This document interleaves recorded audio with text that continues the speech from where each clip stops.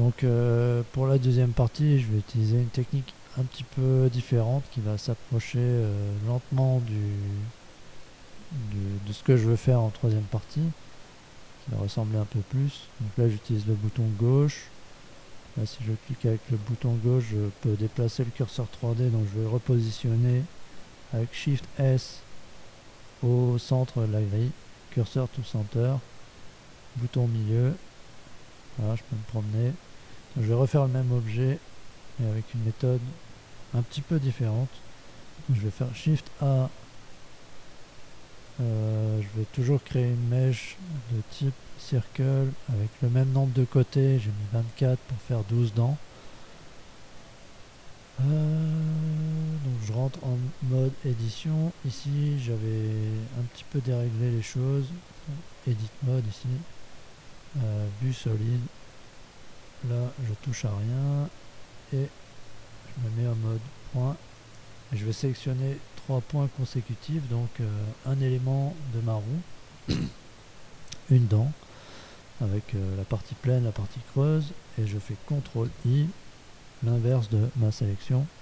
Et je supprime toutes les vertices. CTRL I. Non. Je sélectionne les 3 points. CTRL I. Supr.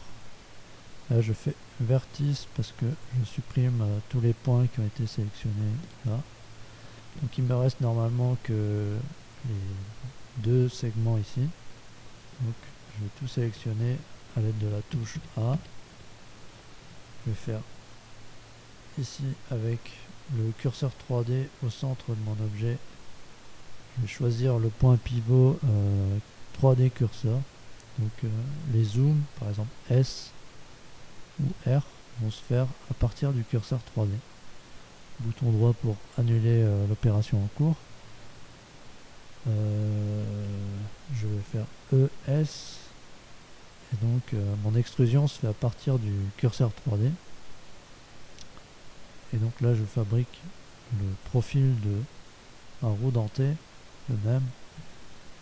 Je sélectionne les 2 points, bouton droit, Shift, bouton droit, E, S, bouton gauche, pour modifier ici, S. Si je veux modifier la largeur, je me mets soit là, soit là.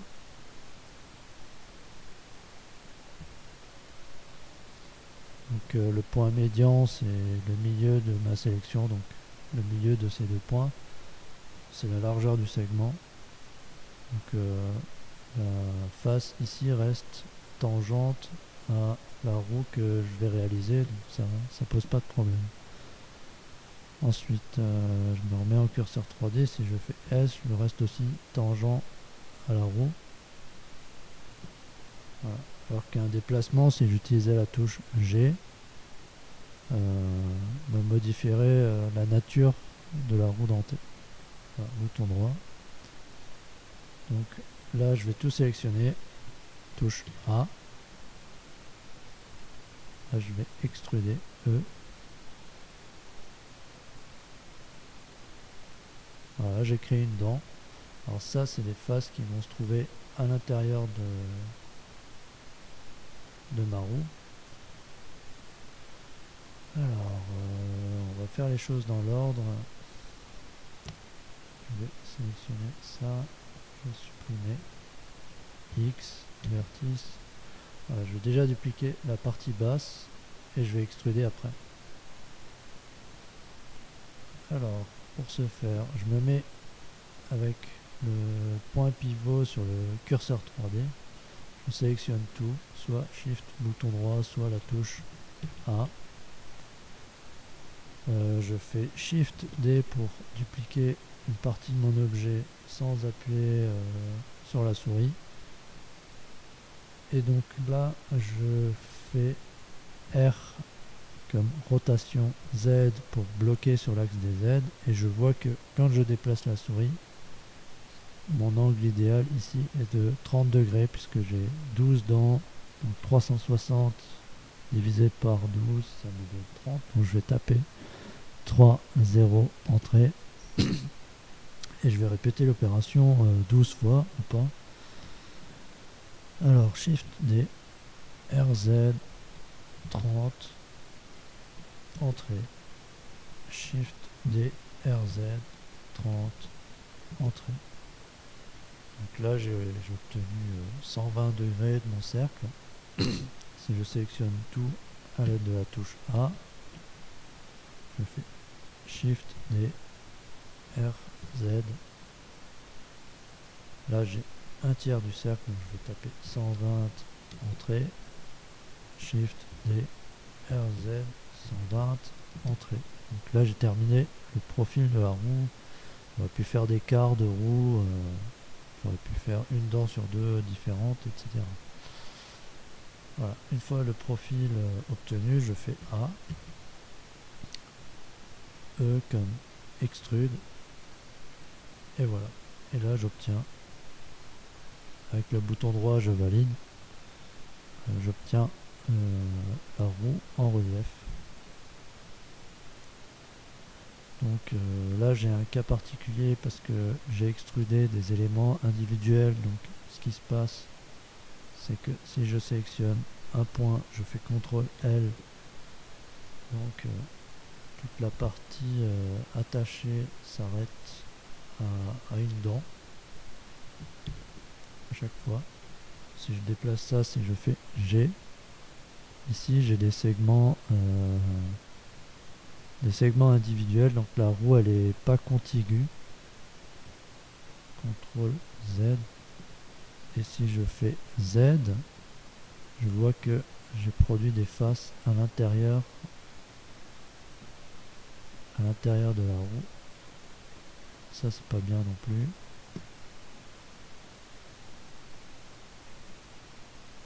C'est les faces intérieures. Donc en fait il convient de fusionner le profil de la roue avant l'extrusion. Donc je vais m'expliquer un peu mieux. Z, CTRL Z plusieurs fois, là je reviens en arrière. Voilà, jusqu'à dupliquer, terminer le profil de la roue. Donc Shift D, RZ, 120, entrée. Voilà, donc j'ai fait le profil de la roue, sauf que là je sélectionne un point, je fais CTRL L et je vois que l'objet est discontigu. Si je fais G, G, bouton droit, G, je vois que des parties sont pas correctement assemblées. Donc pour réparer ce petit problème, je fais A pour tout sélectionner. J'appuie sur W et là j'ai un menu spécial qui s'ouvre, qui me permet notamment d'enlever les doublons, c'est-à-dire les points qui sont superposés et qui sont en double. Et si je fais Remove Double, en fait je vais fusionner les différents éléments séparés selon une distance minimale plutôt maximale de fusion, qui est réglable ici. Donc selon les cas, les points sont plus ou moins superposés, donc ça faudra régler la distance de seuil pour la fusion. Je vois que quand je modifie cette valeur en haut ici, s'affiche le nombre de points qui ont été supprimés. Donc dans mon cas, il faut supprimer 24 points puisqu'il y a 2 points à chaque liaison de dents, donc 12 dents x 2. Voilà. Et donc normalement, après l'opération, si je fais G sur n'importe quel point, j'ai toute la surface qui continue. Si je fais CTRL L, toutes les surfaces liées sont sélectionnées. Je vois bien que le logiciel a sélectionné l'ensemble de la roue, du profil. Donc là je peux faire E comme extrude.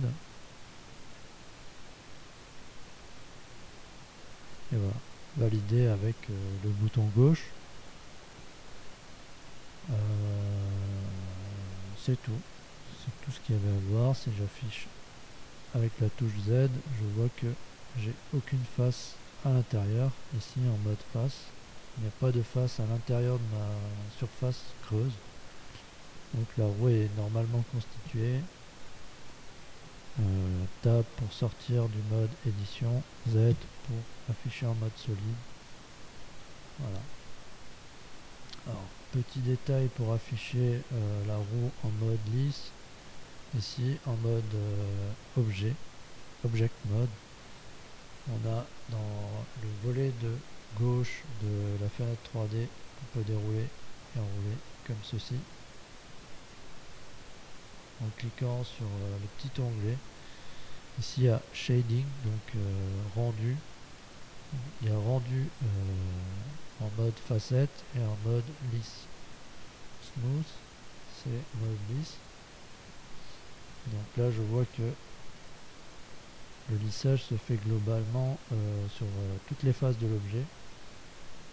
C'est un cas particulier où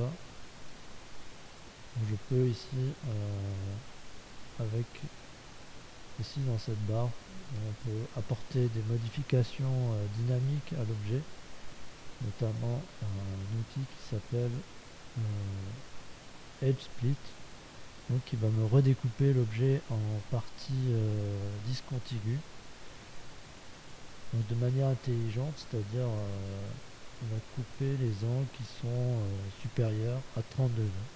Donc les bords ici qui font 90 degrés vont être coupés, et à l'intérieur les facettes qui sont contiguës et à moins de 30 degrés d'inclinaison vont être lissées. Voilà. Donc ça permet un affichage de ce type, donc ultérieurement un rendu de la même nature. Voilà pour cette deuxième partie.